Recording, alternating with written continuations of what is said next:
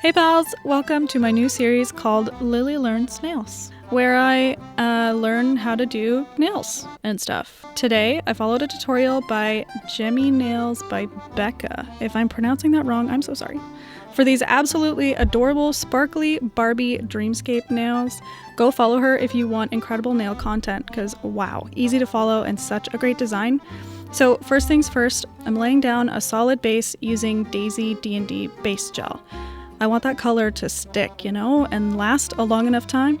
So once the base is cured, oh my god, wait, sorry, we already did that joke. Anyway, once the base is cured, I lay down 3 super thin coats of D&D 861 called Tie the Knot, which is a warm milky white. I like this base because it's so versatile.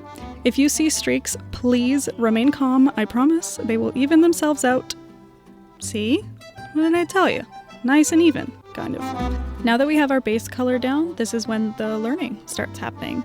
In the original tutorial video, she used an airbrush tool, and I am not a professional nail tech or a millionaire, so I don't have fancy shit. So I figured I'd try laying some eyeshadow into something called the inhibition layer. When you cure a gel, the top surface becomes a bit tacky. I don't know how or why, I am not a chemist. Anyway, I've seen that you can apply pigment to it when it's still sticky, so this is what I'm doing here. I'm using this NYX Mystic Petals palette I got like a million years ago at Shoppers Drug Mart. It doesn't have to be super even or anything because a lot of design will be laid on top. And now you get to watch me become extremely confused. As I have now learned, with some gels the inhibition layer doesn't stay sticky for very long. So I tried to apply the pigment to the other nails and it was just kind of sliding off. At this point I was starting to clue in, so in true pivot fashion, I took the nails one by one and reapplied a thin layer of the base coat so I could make them tacky again, and then did the pigments immediately after they cured. This worked super well. I am nothing if not ridiculous, so I was just using my fingers because whatever, I didn't have the patience for the brush. Don't do that. That's dangerous. Contact dermatitis is real and should be taken seriously. Okay, so once I was happy with how the pigments looked on the nail, I started the fun little details.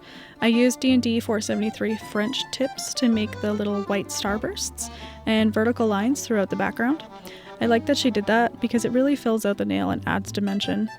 I made sure to cure after the white details because the next step was going to lay on top.